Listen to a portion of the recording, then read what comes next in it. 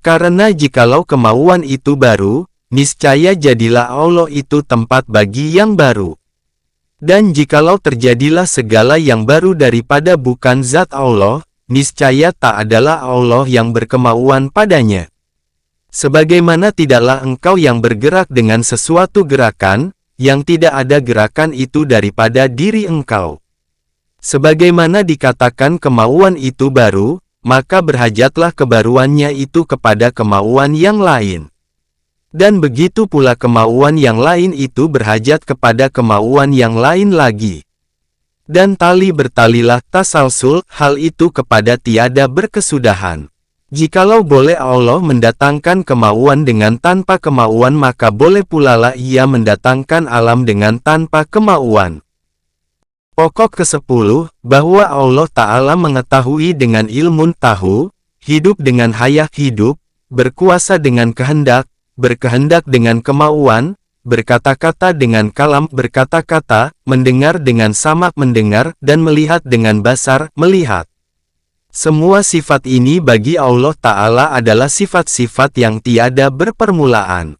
Perkataan orang yang mengatakan, orang berilmu tanpa ilmu samalah seperti katanya orang kaya tanpa harta, ilmu tanpa orang yang berilmu dan orang berilmu tanpa ada yang diketahui. Sebab ilmu, yang diketahui, yang dimaklumi, dan yang berilmu alim adalah bertaut satu sama lainnya, seperti pembunuhan, yang dibunuh dan pembunuh. Sebagaimana tidak tergambar adanya pembunuh, tanpa ada pembunuhan dan yang dibunuh dan tidaklah tergambar adanya yang dibunuh, tanpa ada pembunuh dan pembunuhan, maka seperti itu pula lah tidak tergambar adanya orang yang berilmu tanpa ilmu, adanya ilmu tanpa ada yang dimaklumi dan adanya yang dimaklumi tanpa ada yang berilmu alim. Sebab yang tiga ini bertaut satu sama lainnya pada akal. Tidak terlepas sebahagian daripadanya daripada sebahagian yang lain. Barang siapa membolehkan terlepasnya orang berilmu daripada ilmu, maka hendaklah ia membolehkan terlepasnya daripada yang diketahuinya dan terlepasnya ilmu daripada yang mengetahuinya. Karena tak adalah perbedaan di antara sifat-sifat yang tersebut tadi. Rukun ketiga, mengetahui dengan segala afal perbuatan Allah Ta'ala. Dan berkisar atas 10 pokok. Pokok pertama, mengetahui bahwa tiap-tiap yang baru pada alam adalah perbuatan Allah, yang dijadikan dan yang diciptakannya. Tak adalah Khalik yang Maha Pencipta, bagi alam itu selain Allah tak adalah yang menjadikan makhluk, melainkan Allah. Allah yang menjadikan makhluk, yang membuatnya dan yang mengadakan kehendak dan gerak bagi makhluk itu. Maka sekalian perbuatan-perbuatan hamba Allah adalah makhluknya dan bergantung dengan kehendaknya, hal mana dibenarkan yang demikian pada firman-Nya, Allah itu pencipta segala sesuatu. Surat 13 Ar-Ra'd ayat 16. Dan pada firman-Nya, dan sesungguhnya Tuhanlah yang menjadikan kamu dan apa yang kamu perbuat itu. Surat 37 Asy-Syafaat ayat 96. Dan pada firman-Nya, kamu rahasiakan perkataanmu atau kamu lahirkan dengan terang-terangan, sesungguhnya Tuhan itu mengetahui isi hati. Tiadakah Tuhan itu mengetahui apa yang diciptakannya? Dan Allah Maha lemah lembut dan Maha mengerti. Surat 67 Al-Mulk ayat 13-14. Disuruhnya hamba Allah berhati-hati pada pembicaraan, perbuatan, rahasia dan isi hati. Karena ia mengetahui tempat kedatangan segala perbuatan mereka. Dan ia mengambil dalil atas pengetahuannya dengan makhluknya. Bagaimanakah tidak Allah itu yang menjadikan perbuatan hamba Allah, sedang kehendaknya adalah maha sempurna, tak ada kekurangan padanya dan kehendak itu menyangkut dengan gerak tubuh hamba Allah dan gerak-gerik itu adalah menyamai satu sama lain dan menyangkut kehendak dengan gerak-gerik itu adalah karena gerak-gerik itu sendiri. Maka apakah yang menghambat sangkutannya kehendak dari sebahagian gerak dan tidak pada sebahagian lagi, sedang gerak-gerak itu sama? Atau bagaimanakah hewan itu berkuasa penuh dengan menciptakan, dan muncul dari lawa-lawa, lebah dan hewan-hewan yang lain, perbuatan yang halus-halus yang mengherankan orang-orang yang berpikiran tinggi. Bagaimanakah hewan-hewan itu sendirian menciptakannya tanpa Tuhan seru sekalian alam? Padahal hewan-hewan itu tidak mengetahui secara terperinci apa yang timbul daripadanya dari usaha itu. Wahai kiranya, hinalah segala makhluk itu. Allah sendirilah yang berkuasa di alam al-mulki, alam dunia dan di alam al-malakut, alam akhirat, maha perkasa mengatur bumi dan langit. Pokok kedua, bahwa Allah sendirilah yang maha suci, menjadikan segala gerak hamba Allah, yang tidak dikeluarkannya gerak-gerak itu dari kekuasaan hamba Allah sendiri atas jalan usaha. Tetapi Allah Ta'ala yang menjadikan kehendak hamba kuasa dan yang dikuasainya. Allah lah yang menjadikan usaha ikhtiar dan yang diusahakan. Adapun kehendak adalah sifat bagi hamba dan makhluk bagi Tuhan yang Maha Suci dan tidaklah kehendak itu dengan usaha hamba sendiri. Adapun gerak maka adalah makhluk bagi Allah Ta'ala, sifat dan usaha bagi hamba. Gerak itu dijadikan, yang dikuasakan dengan sebab kehendak, di mana ia menjadi sifat bagi hamba. Gerak itu mempunyai hubungan kepada suatu sifat yang lain, yang dinamakan kehendak. Lalu gerak tadi dengan memandang kepada hubungan itu, dinamakan usaha. Bagaimanakah gerak itu menjadi paksaan semata, padahal dengan mudah dapat diketahui akan perbedaan, di antara gerak yang dikuasai dan gerak mudah yang biasa. Atau bagaimanakah usaha itu dijadikan oleh hamba, padahal tidak meliputi ilmunya dengan segala perincian bahagian gerak-gerak yang diusahakan dan jumlah bilangannya. Apabila salahlah kedua tepi itu paksaan semata atau dijadikan oleh hamba sendiri, maka tidak adalah yang tinggal, selain yang sederhana dalam keyakinan. Yaitu bahwa gerak itu dikehendakkan dengan kehendak Allah Ta'ala sebagai ciptaan dan dengan kehendak hamba atas segi yang lain dari hubungan, yang disebut dengan usaha. Dan tidaklah dengan mudah dipahami, hubungan kehendak dengan yang dikehendakkan itu, bahwa adanya dengan ciptaan saja. Karena kehendak Allah Ta'ala pada azali tidak berkesudahan, berpermulaan, telah ada berhubungan dengan alam. Dan tidaklah ciptaan itu berhasil dengan kehendak, di mana kehendak ketika ciptaan itu berhubungan dengan alam dalam macam hubungan yang lain. Maka dengan itu, nyatalah bahwa hubungan kehendak, tiadalah ditentukan dengan berhasilnya yang dikehendakkan dengan kehendak itu. Pokok ketiga, bahwa pekerjaan hamba meskipun itu adalah usaha hamba sendiri, tetapi tidaklah keluar dari adanya dengan kehendak Allah. Maka tidaklah berlaku di alam nyata, alam al-mulki, dan alam yang tidak nyata, alam al-malakut, suatu kerlingan mata, suatu lintasan di hati dan sejenak pandangan orang yang memandang, melainkan adalah dengan kada, takdir, kehendak, kemauan dan kehendaknya. Daripadanyalah yang buruk dan yang baik, yang bermanfaat dan yang melarat, Islam dan kufur, mengakui dan mengingkari, kemenangan dan kerugian, kesesatan dan petunjuk, taat dan maksiat, syirik dan iman. Tak ada yang menolak bagi kadanya takdirnya. Tak ada yang menentang bagi hukumnya. Disesatkannya akan siapa yang dikehendakinya dan ditunjukinya akan siapa yang dikehendakinya. Tiadalah Allah ditanyakan daripada apa yang diperbuatnya, sedang mereka itu kita manusia ini ditanyakan. Ditunjukkan kepada yang tersebut, dari dalil nakli, yang dinukilkan ialah kata umat seanteronya, apa yang dikehendakinya ada dan apa yang tidak dikehendakinya tidak ada. Dan firman Allah, Azza wa Jalla, bahwa kalau Allah berkehendak, niscaya ditunjukinya manusia seluruhnya. Surat Ar-Ra'd ayat 31. Dan firman-Nya, dan kalau kami kehendaki, niscaya kami berikan petunjuk kepada setiap diri. Surat 32 As-Sajdah ayat 13. Ditunjukkan kepada yang tersebut, dari segi akli, dalil akal ialah, bahwa perbuatan maksiat dan dosa adalah Allah membencinya dan tidak menghendakinya.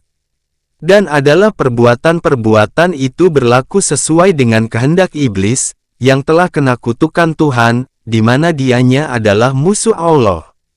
Dan yang berlaku, sesuai dengan kehendak musuh adalah lebih banyak daripada yang berlaku atas yang sesuai dengan kehendak Allah Ta'ala. Wahai kiranya, bagaimanakah seorang muslim membolehkan akan menolak kekuasaan Tuhan yang Maha Perkasa, yang mempunyai keagungan dan kemuliaan, kepada derajat, di mana kalau sekiranya ditolakkan kepadanya pimpinan seorang pemimpin desa, niscaya tiada mau ia menerimanya. Karena jikalau yang tetap menjadi musuh bagi pemimpin itu di dalam kampung, lebih banyak daripada yang berdiri di belakangnya, maka yang banyak itu tidak mau menerima kepemimpinannya dan melepaskan dirinya daripada kekuasaannya. Perbuatan maksiat adalah yang lebih banyak bagi makhluk. Semuanya itu berlaku pada ahli-ahli bidah, menyalahi dengan kemauan Allah. Ini adalah menunjukkan paling lemah dan tiada bertenaga. Maka maha sucilah Tuhan seru sekalian alam dari perkataan orang dalim itu. Kemudian, manakala telah nyata bahwa perbuatan-perbuatan hamba itu adalah makhluk Allah, maka sahlah terjadinya perbuatan-perbuatan itu atas kehendaknya. Jikalau orang bertanya, bagaimanakah Tuhan melarang apa yang dikehendakinya dan menyuruh apa yang tiada dikehendakinya? Maka kami menjawab, suruh amar adalah lain dari kehendak kemauan. Dari itu, apabila seorang tuan memukul hamba sahayanya, lalu dia dimarahi oleh sultan atas perbuatannya itu, maka ia mengemukakan alasan bahwa hamba sahayanya itu melawan kepadanya. Maka ia didustakan oleh sultan, lalu ia bermaksud menerangkan kebenaran alasannya, dengan menyuruh hamba sahaya itu dengan sesuatu pekerjaan dan budak itu melawannya di hadapan sultan. Maka berkatalah ia kepada budak itu, pasanglah pelana hewan itu di hadapan sultan. Maka disuruhnya budak itu perbuatan yang tidak dikehendakinya supaya budak itu menurutinya. Kalau tidak disuruhnya maka keberatannya tidak diterima oleh sultan. Dan kalau orang itu berkehendak budak itu menurutinya, maka adalah orang itu bermaksud membinasakan dirinya sendiri. Dan itu adalah mustahil. Pokok keempat, bahwa Allah Ta'ala mengurniakan dengan menjadikan dan menciptakan serta menganugerahkan nikmat, dengan memberikan kewajiban kepada hambanya. Dan tidaklah menjadikan dan memberikan kewajiban itu wajib atas Allah. Berkata segolongan Mu'tazilah, golongan yang menelan mentah-mentah arti dari Al-Quran tanpa pemikiran, bahwa yang demikian itu wajib atasnya, karena ada kemuslihatan hamba padanya. Itu adalah mustahil, karena Allah lah yang mewajibkan, yang menyuruh dan yang melarang. Maka bagaimanakah ditujukan kepadanya kewajiban atau didatangkan sesuatu kemestian dan kata yang ditujukan? Dan yang dimaksudkan dengan wajib, ialah salah satu daripada dua, ada kalanya perbuatan yang memberi melarat kalau ditinggalkan. Baik melarat itu pada masa yang akan datang, umpamanya dikatakan, wajiblah atas hamba berbuat taat kepada Allah, sehingga dia tidak diazabkan di akhirat dengan api neraka. Atau melarat itu pada masa dekat, umpamanya dikatakan, wajiblah minum atas orang yang haus, sehingga ia tidak mati. Ada kalanya yang dimaksudkan dengan wajib itu, ialah sesuatu yang membawa kepada mustahil oleh tidak adanya. Umpamanya dikatakan, adanya yang diketahui itu wajib, karena tidak adanya itu membawa kepada mustahil, yaitu jadinya ilmu itu kebodohan. Kalau dikehendaki oleh pihak lawan dengan, bahwa menjadikan itu wajib atas Allah dengan arti yang pertama, maka sesungguhnya dia telah mendatangkan kepada melarat. Dan kalau dikehendakinya, dengan arti yang kedua, maka Allah adalah seorang muslim. Karena setelah didahulukan oleh ilmu, maka tak boleh tidak, ada yang diketahui al-maklum. Dan kalau dikehendakinya, dengan arti yang ketiga, maka itu tidak dapat dipahami. Mengenai kata Mu'tazilah, golongan yang menelan mentah-mentah arti dari Al-Quran tanpa pemikiran, wajib itu karena ada kemuslihatan hamba padanya, maka perkataan itu adalah merusakkan. Karena apabila tiada mengandung melarat dengan meninggalkan kemuslihatan hamba itu, maka tiadalah kewajiban pada sisi Allah itu mengandung arti apa-apa. Kemudian, kemuslihatan hamba dengan dijadikan mereka dalam sorga, maka ada kalanya dijadikannya di dalam negeri yang penuh percobaan dan didatangkan mereka kepada segala dosa. Kemudian ditujukan mereka kepada siksaan yang berbahaya, huru-hara dan hisab amalan. Dan tidak adalah pada yang demikian itu kegemaran pada orang-orang yang berakal. Pokok kelima, bahwa jais sesuatu yang boleh saja, bukan suatu kewajiban, bagi Allah, memikulkan, memberatkan, mentaklifkan atas makhluk, apa yang tidak disanggupinya. Sebaliknya dengan pendapat Mu'tazilah, golongan yang menelan mentah-mentah arti dari Al-Quran tanpa pemikiran. Jikalau tidaklah jais yang demikian, maka mustahillah permintaan menolaknya. Dan memang mereka telah meminta yang demikian, dengan mendoakan, "Hai Tuhan kami, janganlah engkau pikulkan ke atas kami apa yang tidak kami sanggupi." Surat 2 Al-Baqarah ayat 286. Dan karena Allah Ta'ala telah menerangkan kepada Nabi bahwa Abu Jahal tidak akan membenarkannya. Kemudian Allah menyuruh Nabi supaya menyuruh Abu Jahal membenarkannya pada segala perkataannya. Dan ada dari jumlah perkataannya, bahwa Abu Jahal itu tidak membenarkan Nabi. Bagaimanakah dia membenarkan pada yang tidak dibenarkannya? Tidakkah ini selain dari mustahil adanya? Pokok keenam, bahwa bagi Allah Ta'ala menyakitkan dan mengazabkan makhluknya tanpa ada dosa yang terdahulu dan tanpa ada pahala yang akan datang. Sebaliknya dengan pendapat Mu'tazilah, golongan yang menelan mentah-mentah arti dari Al-Quran tanpa pemikiran. Hal ini adalah karena Allah Ta'ala bertindak pada miliknya, dan tidaklah tergambar bahwa akan melampaui tindakannya akan miliknya. Dalim adalah ibarat dari bertindak pada milik orang lain tanpa izinnya. Dan itu adalah mustahil atas Allah. Karena tidaklah dijumpai adanya milik orang lain, sehingga dapat dikatakan bahwa tindakannya itu dalim. Dibuktikan kepada bolehnya yang demikian oleh adanya. Sesungguhnya menyembelih hewan adalah menyakitkan hewan. Dan apa yang menimpa ke atas diri hewan itu dengan bermacam-macam azab dari pihak anak manusia, tidaklah didahului oleh adanya dosa hewan.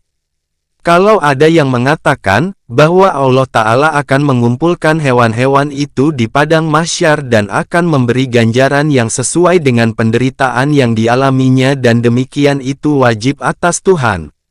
Maka atas perkataan itu kami menjawab bahwa orang yang mendakwakan wajib atas Allah menghidupkan tiap semut yang terpijak dan tiap binatang kecil yang terbunuh, sehingga diberikan pahala atas segala penderitaannya, maka sesungguhnya telah keluar dari agama dan akal. Karena dengan itu dapat dikatakan, menyifatkan pahala dan mengumpulkan di padang mahsyar itu, menjadi kewajiban atas Allah. Bila dimaksudkan dengan meninggalkannya membawa kepada melarat, maka itu adalah suatu yang mustahil.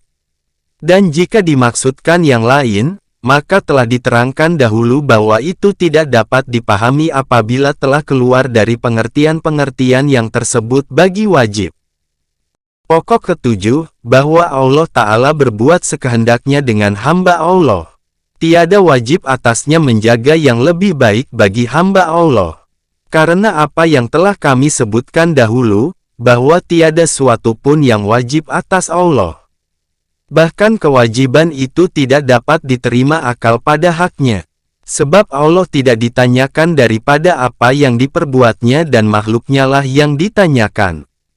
Alangkah ganjilnya apa yang diwajibkan oleh golongan Mu'tazilah, golongan yang menelan mentah-mentah arti dari Al-Quran tanpa pemikiran, itu dengan katanya, bahwa berbuat yang lebih baik adalah wajib atas Tuhan, mengenai persoalan yang kita majukan kepadanya. Yaitu, diumpamakan terjadi perdebatan di akhirat di antara seorang anak kecil dan seorang dewasa, balik di mana keduanya meninggal sebagai muslim.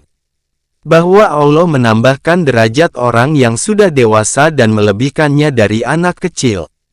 Karena ia telah payah dengan beriman dan melakukan taat setelah dewasa.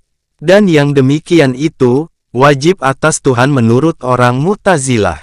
Kalau anak kecil itu berkata, "Wahai Tuhan, mengapakah engkau tinggikan derajatnya daripada derajatku?" Maka menjawab Tuhan, "Karena dia telah dewasa dan rajin mengerjakan taat." Lalu anak kecil itu menjawab, "Engkau telah mematikan aku sewaktu kecil. Adalah kewajiban engkau meneruskan hidupku, sampai aku balik, maka aku rajin beribadah. Engkau telah berpaling dari keadilan dengan memberikan kepadanya kelanjutan umur, sedang aku tidak.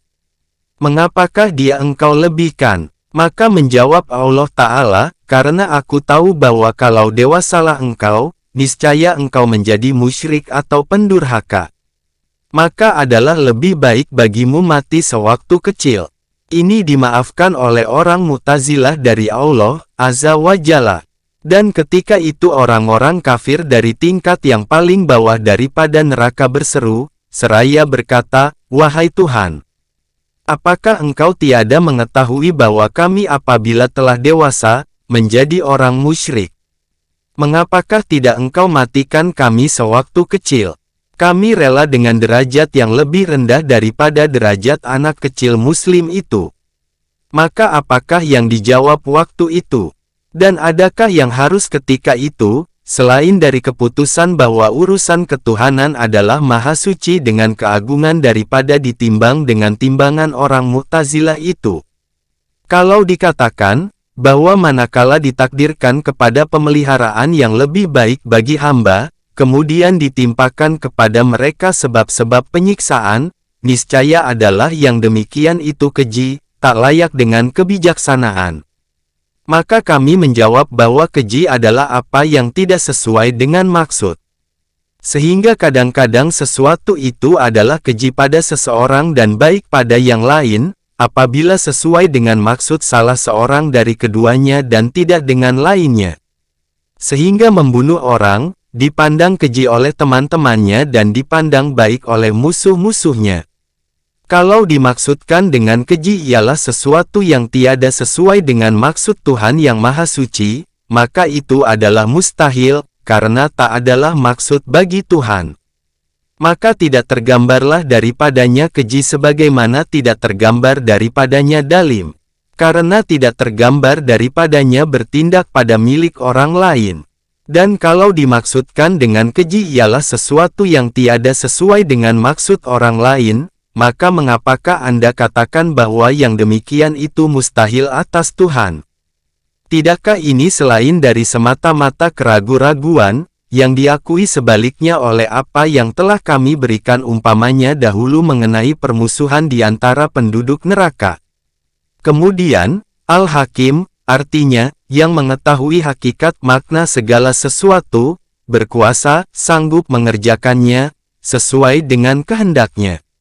Dan ini, maka dari manakah mewajibkan pemeliharaan yang lebih baik itu?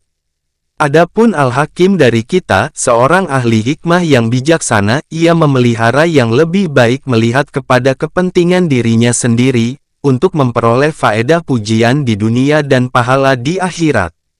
Atau untuk menolak bahaya daripada dirinya. Semuanya itu mustahil bagi Allah Ta'ala. Pokok ke-8, bahwa mengenal ma'rifah akan Allah Ta'ala dan berbuat taat kepadanya adalah wajib. Diwajibkan oleh Allah dan agamanya, tidak oleh akal. Sebaliknya bagi orang Mu'tazilah, karena akal dan kalaupun Allah mewajibkan taat maka tidaklah terlepas, ada kalanya Allah mewajibkan itu tanpa faedah. Dan itu adalah mustahil, sebab akal tidaklah mewajibkan yang sia-sia. Dan ada kalanya dia mewajibkan karena ada faedah dan maksud. Dan yang demikian itu, tidak terlepas, ada kalanya kembali faedah dan maksud itu kepada Tuhan yang disembah. Dan itu adalah mustahil pada hak Allah Ta'ala. Maka sesungguhnya Allah Maha Suci daripada segala maksud dan faedah. Bahkan kufur, iman, taat dan maksiat pada pihak Allah Ta'ala, adalah sama. Dan ada kalanya kembali yang demikian itu kepada maksud hamba sendiri. Dan itu pun mustahil karena tak adalah maksud bagi hamba itu waktu sekarang. Bahkan ia payah dan menyingkirkan diri daripada hawa nafsu karenanya. Dan tak adalah pada hari kembali, selain daripada pahala dan siksa. Dan dari manakah diketahui bahwa Allah Ta'ala akan memberi pahala di atas perbuatan maksiat dan taat dan tidak menyiksakan di atas kedua perbuatan tadi, sedang taat dan maksiat pada hak Allah adalah sama. Karena tidaklah Allah Ta'ala itu condong kepada salah satu daripada keduanya. Dan tidaklah bagi salah satu daripada keduanya itu mempunyai kepentingan dengan Allah Ta'ala. Sesungguhnya diketahui perbedaan yang demikian itu adalah dengan agama. Dan telah hinalah orang yang mengambil ini dari perbandingan di antara Khalik, yang Maha Pencipta, dan makhluk, di mana Allah membedakan di antara syukur dan kufur. Karena Allah memperoleh kesenangan, kemuliaan dan kelezatan dengan salah satu daripada keduanya dan tidak dengan yang lain. Kalau dikatakan, apabila tidak wajib memandang dan mengenal Allah selain dengan agama. Dan agama itu tidak tetap selama orang yang diberati hukum mukallaf tidak menaruh perhatian kepadanya. Maka apabila orang mukallaf itu berkata kepada Nabi, bahwa akal tidaklah mewajibkan kepada memperhatikan dan agama tidaklah menetap padaku, selain dengan memperhatikan tadi dan aku tidak tampil kepada memperhatikan, yang membawa kepada meyakinkan kebenaran Rasul. Kami menjawab, bahwa ini menyerupai dengan kata orang yang mengatakan kepada orang yang berdiri pada salah satu tempat, bahwa di belakangmu ada binatang buas yang menerkam. Kalau tidak engkau berkisar dari tempat itu niscaya akan dibunuhnya engkau. Dan kalau engkau berpaling ke belakang dan melihat, maka tahulah engkau akan kebenaranku. Maka menjawab orang yang tegak berdiri itu, tidak meyakinkan kebenaranmu selama aku belum berpaling ke belakang. Dan aku tidak akan berpaling ke belakang dan tidak akan melihat, selama belum nyata kebenaranmu. Maka ini menunjukkan kepada kebodohan orang yang menjawab itu dan membawa dirinya kepada kebinasaan. Dan tiada memberi melarat apa-apa kepada orang yang memberi petunjuk dan yang menunjukkan jalan itu. Maka begitulah Nabi yang mengatakan, bahwa di belakangmu nanti, di sana binatang buas dan api membakar. Kalau kamu tidak berhati-hati daripadanya dan tidak mengakui kebenaranku dengan memperhatikan kepada mukjizatku, niscaya binasalah kamu. Barang siapa menaruh perhatian niscaya mengenal, berhati-hati dan selamatlah dia. Dan barang siapa tidak memperhatikan dan terus-menerus demikian, maka binasa dan terjerumuslah dia. Dan tak ada memberi melarat apa-apa kepadaku jikalau manusia seluruhnya binasa. Sesungguhnya kewajibanku, hanyalah menyampaikan dengan tegas dan jelas. Agama memberitahukan adanya binatang buas yang menerkam sesudah mati. Dan akal memfaedahkan untuk memahami perkataan Nabi dan meyakininya dengan kemungkinan apa yang dikatakannya pada masa yang akan datang. Dan tabiat manusia menggerakkan supaya berhati-hati daripada kemelaratan. Dan arti bahwa sesuatu itu wajib ialah kalau meninggalkannya mendatangkan melarat. Dan arti bahwa agama itu mewajibkan, ialah ia memperkenalkan akan kemelaratan yang akan terjadi. Karena akal tiada memperoleh petunjuk untuk mengetahui kemelaratan sesudah mati, ketika ia menuruti hawa nafsu. Inilah arti agama dan akal serta pengaruh keduanya untuk menilai yang wajib itu. Jikalau tidaklah takut kepada siksaan dengan meninggalkan apa yang disuruh maka tidak adalah yang wajib itu menetap. Karena tak adalah arti wajib itu, kecuali ada hubungan kemelaratan di akhirat dengan meninggalkannya. Pokok ke-9, bahwa tidaklah mustahil pengutusan nabi-nabi. Sebaliknya bagi kaum Brahma yang mengatakan bahwa tak adalah faedahnya mengutus nabi-nabi itu. Karena pada akal cukup mendapat kesempatan tanpa mereka. Sebab akal tidaklah memperoleh petunjuk kepada perbuatan-perbuatan yang melepaskan di akhirat, sebagaimana tidaklah memperoleh petunjuk kepada obat-obat yang memberi faedah bagi kesehatan. Kebutuhan makhluk kepada nabi-nabi adalah seperti kebutuhan mereka kepada dokter-dokter. Tetapi dikenal kebenaran dokter dengan percobaan dan dikenal kebenaran nabi dengan mukjizat. Pokok ke-10, bahwa Allah Subhanahu wa Ta'ala telah mengutus Nabi Muhammad, kesudahan segala nabi dan pembatal nasik agama-agama sebelumnya, agama Yahudi, Nasrani dan Majusi. Allah Ta'ala menguatkan nabi itu dengan mukjizat-mukjizat yang nyata dan tanda-tanda yang jelas seperti terbelah bulan, bertasbih batu, berbicara hewan dan terpancarnya air di antara jari-jari nabi. Di antara tanda-tanda yang jelas ialah keagungan Al-Quran suci menghadapi tentangan orang Arab, di mana orang-orang Arab itu terkenal fasih dan lancar berbicara.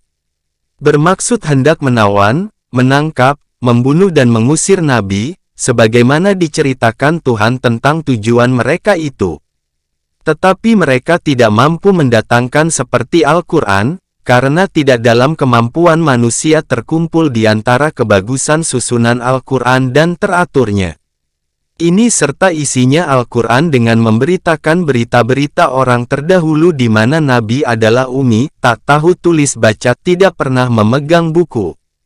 Dan menceritakan hal-hal yang gaib mengenai keadaan-keadaan di masa depan yang diyakini kebenarannya, seumpama firman Allah Ta'ala, bahwa kamu akan memasuki masjid suci, jika Tuhan menghendaki, dengan perasaan tenteram, bercukur dan bergunting rambut. Surat 48 Al-Fat ayat 27. Dan seumpama firman Allah Ta'ala, Alif, Lam, Mim, dikalahkan kerajaan Rum, di negeri yang dekat dan mereka sesudah kala itu akan menang lagi nanti. Dalam beberapa tahun. Surat 30 Ar-Rum ayat 1-4. Cara mujizat menunjukkan kepada kebenaran rasul-rasul itu, ialah tiap-tiap apa yang tidak disanggupi oleh manusia, maka itu tak lain daripada afal perbuatan-perbuatan Allah semata.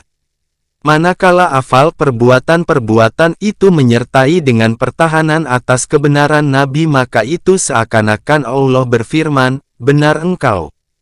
Tak ubahnya seperti seorang yang berdiri di hadapan raja, dengan mendakwakan dirinya kepada rakyat bahwa dia adalah utusan raja itu kepada mereka.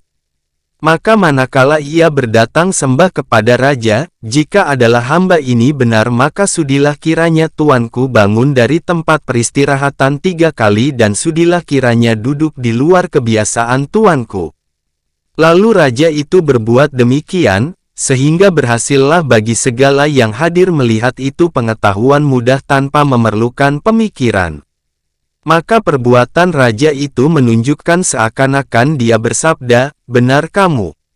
Rukun keempat, mengenai segala yang didengar, samiyat, dan membenarkan Nabi tentang apa yang dikabarkannya.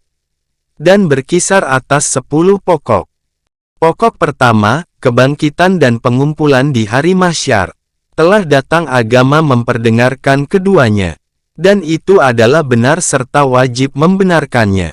Karena menurut akal itu mungkin. Arti dari kebangkitan itu, ialah pengembalian hidup setelah difanakan ifna. Yang demikian adalah atas kehendak Allah seperti pada permulaan kejadian. Berfirman Allah Ta'ala, katanya siapa yang akan dapat menghidupkan tulang-tulang yang telah hancur luluh. Katakanlah, yang menghidupkannya, ialah yang menjadikannya pertama kali. Surat 36 Yasin ayat 78 dan 79. Maka Allah Ta'ala memberi dalil dengan permulaan kepada pengembalian itu. Dan berfirman Allah Ta'ala, menciptakan dan membangkitkan kamu itu dari kubur hanyalah sebagai menciptakan seorang diri saja. Surat 31 Luqman ayat 28. Jadi, pengembalian itu adalah permulaan kedua. Maka itu adalah mungkin seperti permulaan pertama. Pokok kedua, pertanyaan dari malaikat Munkar dan Nakir. Telah datang beberapa hadis memperdengarkannya. Maka wajiblah membenarkannya, karena itu adalah mungkin. Karena tiada yang meminta untuk itu, selain pengembalian hidup kepada beberapa suku badan untuk dapat memahami pertanyaan yang dimajukan. Hal itu dengan sendirinya mungkin dan tidak dapat dibantah oleh apa yang kelihatan bahwa anggota tubuh mayat itu tetap saja dan kita tidak mendengar pertanyaan itu. Orang tidur pun pada akhirnya tetap saja dan mengetahui dengan batinnya kesakitan dan kelezatan akan apa yang dirasainya dengan kesannya ketika terbangun. Adalah Rasulullah mendengar kalam kata-kata Jibril dan melihatnya sedang orang-orang di keliling Rasul tidak mendengar dan melihatnya. Dan mereka tiada mengetahui sesuatu daripada ilmunya selain dengan apa yang dikehendakinya. Apabila Tuhan tidak menjadikan pendengaran dan penglihatan kepada mereka, niscaya tidaklah mereka mengetahuinya. Pokok ketiga, azab kubur. Telah datanglah agama memperdengarkannya. Berfirman Allah Ta'ala, api neraka, mereka dibawa ke sana pagi dan petang dan pada hari kiamat dikatakan, masukkanlah kaum Firaun itu ke dalam siksaan yang sangat keras. Surat 40 Al-Mu'min ayat 46. Dan telah terkenal dari Rasulullah dan salaf ulama terdahulu yang salih, di mana mereka berlindung dengan Allah daripada azab kubur. Azab kubur itu adalah mungkin, maka wajiblah membenarkannya, dan tidak menjadi halangan daripada membenarkannya oleh bercerai-berainya anggota tubuh mayat di dalam perut binatang buas dan tembolok burung. Sebab yang memperoleh kepedihan azab dari hewan itu, ialah bahagian-bahagian tertentu, yang ditakdirkan oleh Allah Ta'ala kepada mengembalikan dapatnya azab itu kepadanya. Pokok keempat, timbangan amal, mizan atau timbangan. Adalah timbangan amal itu benar. Berfirman Allah Ta'ala, dan pada hari kiamat kebangunan itu, kami tegakkan timbangan yang adil. Surat 21 Al-Anbiya, ayat 47. Dan berfirman Allah Ta'ala, maka barang siapa yang berat timbangan kebaikannya itulah orang-orang yang beruntung. Dan barang siapa yang ringan timbangan kebaikannya, itulah orang-orang yang merugikan dirinya sendiri, disebabkan mereka tidak mempercayai keterangan-keterangan kami. Surat 7 Al-A'raf ayat 8-9. Caranya, ialah bahwa Allah Ta'ala menjadikan di dalam lembaran amal perbuatan, timbangan menurut derajat amal itu pada sisi Allah. Maka jadilah kadar segala amal perbuatan itu diketahui oleh hamba itu. Sehingga teranglah kepada mereka keadilan Tuhan, tentang penyiksaan atau kelimpahan kemaafan dan pergandaan pahala. Pokok kelima, titian sirat. Yaitu jembatan yang memanjang di atas neraka jahanam, lebih halus daripada rambut dan lebih tajam daripada pedang. Berfirman Allah Ta'ala, maka tunjukkanlah kepada mereka jalan ke neraka, dan suruhlah mereka berhenti berdiri karena sesungguhnya mereka akan ditanyai. Surat 37 Asy-Syafa'at ayat 23-24. Titian itu adalah suatu yang mungkin, maka wajiblah membenarkannya. Karena yang kuasa menerbangkan burung di udara, niscaya kuasa pula menjalankan manusia di atas titian itu. Pokok keenam, bahwa sorga dan neraka adalah makhluk Tuhan. Berfirman Allah Ta'ala, dan cepatlah menuju keampunan Tuhan dan memasuki sorga, yang lebarnya seperti langit dan bumi, disediakan untuk orang-orang yang memelihara dirinya dari kejahatan. Surat 3 Ali, Imran ayat 133. Maka berfirman Allah, disediakan, menunjukkan bahwa sorga itu makhluk Tuhan. Maka haruslah diperlakukan secara dahir luar, karena tak ada kemustahilan padanya. Dan tidak dikatakan, bahwa tak ada faedahnya dijadikan sorga dan neraka itu sebelum hari pembalasan, hari akhirat. Karena Allah Ta'ala tidak ditanyakan daripada perbuatan Allah, sedang mereka, manusia, ditanyakan. Pokok ketujuh, bahwa imam yang benar sesudah Rasulullah ialah Abu Bakar, kemudian Umar, kemudian Utsman, kemudian Ali. Dan tak adalah sekali-kali ketentuan dari Rasulullah kepada seseorang imam saja. Karena jikalau ada, niscaya adalah yang seorang itu lebih jelas orangnya, yang ditegakkan oleh kesatuan wali-wali negeri dan panglima-panglima tentara di dalam negeri. Dan tidak tersembunyilah yang demikian.